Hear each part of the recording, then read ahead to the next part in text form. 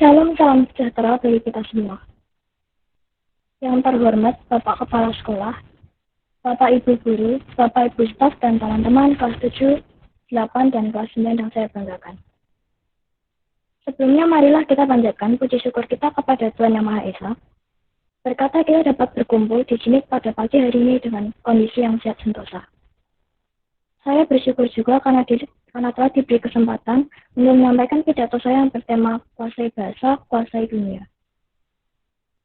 Topik saya kali ini mengenai penguasaan bahasa, merupakan hal penting yang akan berpengaruh bagi kehidupan kita, baik sekarang maupun di masa depan.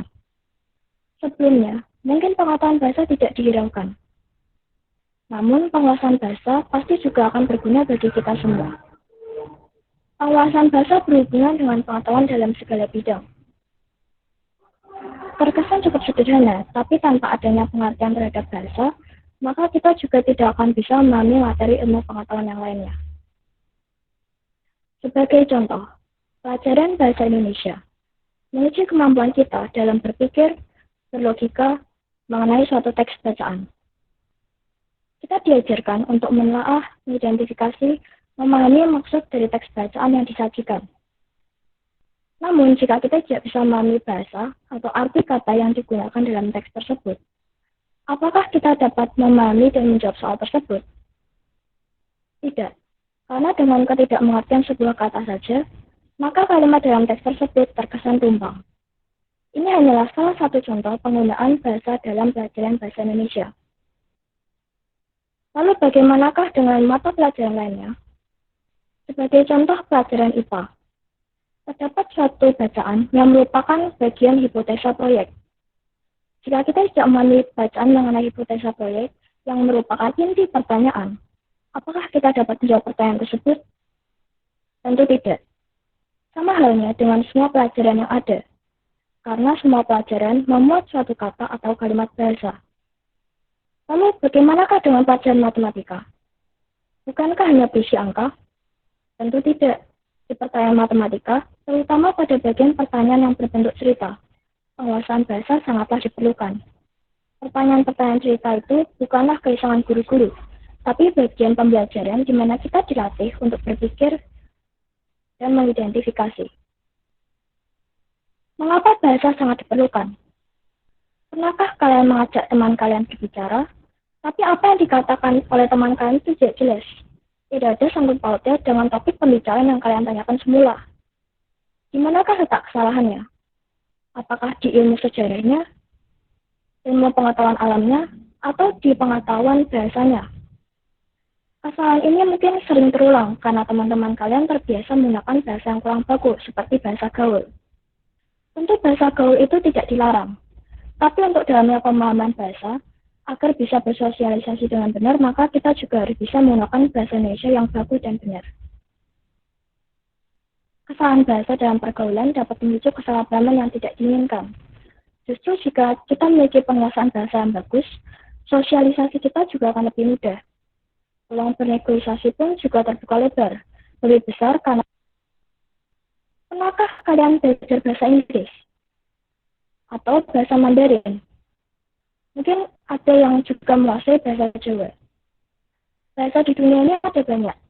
Dengan penguasaan bahasa, maka kita juga bisa bersosialisasi dengan orang-orang dari luar negeri. Apakah yang membedakan ketika kita bisa berbahasa asing dengan jika kita tidak bisa? Dalam kehidupan sosial ini, teknologi dan media sudah berkembang luas, sehingga adanya penetapan bahasa internasional atau bahasa yang digunakan untuk bersosialisasi secara internasional. Bahasa itu adalah bahasa Inggris.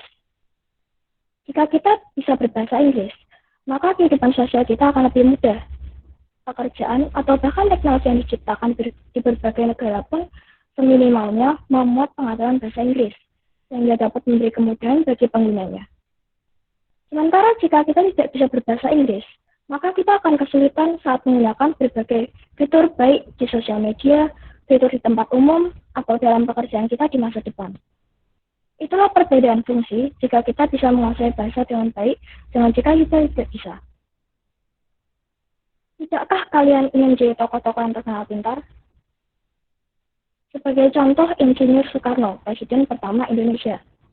Tidakkah tokoh tersebut cukup keren di pandangan kalian? Kalian bahasa tidak diperoleh Insinyur Soekarno dengan mentah, tapi diperlukan perjuangan saat belajar. Bahasa secara penuh diperlukan dalam kehidupan kita, bahkan di sekolah atau bahkan saat bekerja. Bahasa bukanlah ilmu yang sia-sia, tapi justru sangat berguna bagi kehidupan dan membanggakan. Karena itu, jika sekarang belum bisa, maka hendaklah kita belajar.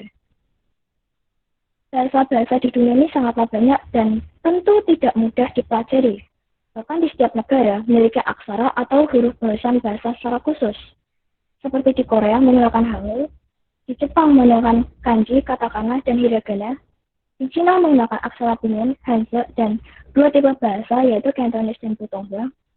Di Rusia menggunakan Kiril, dan masih banyak lagi.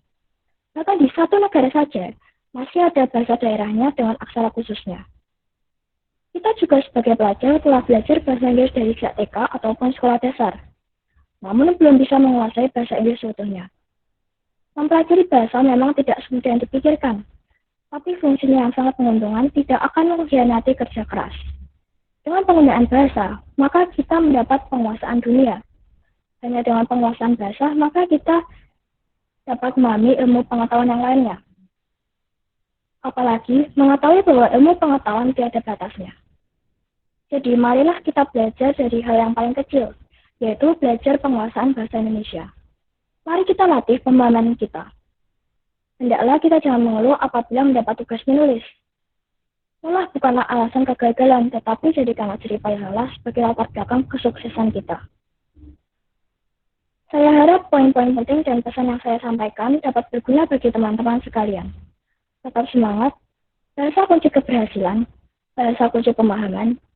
Semoga keberhasilan kalian di masa depan berasal dari pemahaman yang akan diteladani generasi-generasi penerus lainnya.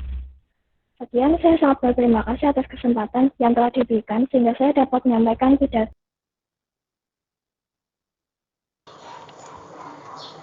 Shalom, selamat pagi. Kepada Bapak Kepala Sekolah yang saya hormati, kepada Bapak dan Ibu Guru yang saya hormati, dan kepada teman-teman semua yang saya cintai. Pertama-tama marilah kita membacakan puji syukur kepada Tuhan Yang Maha Esa karena sudah menyertai dan memberkati kita sehingga kita bisa berkumpul bersama di sini. Dalam menjalani kehidupan sehari-hari, pastinya kita tidak jauh dengan perilaku disiplin. Disiplin ternyata merupakan kunci dari keberhasilan. Maka dari itu, pada hari ini saya akan menyampaikan pidato saya tentang kedisiplinan yang menjadi kunci keberhasilan. Disiplin merupakan perasaan taat dan patuh terhadap nilai-nilai yang dipercaya atau tata tertib. Sikap yang bertanggung jawab atau selalu menepati janji sehingga kita bisa menjadi orang yang dipercaya, termasuk melakukan pekerjaan yang menjadi tanggung jawab kita.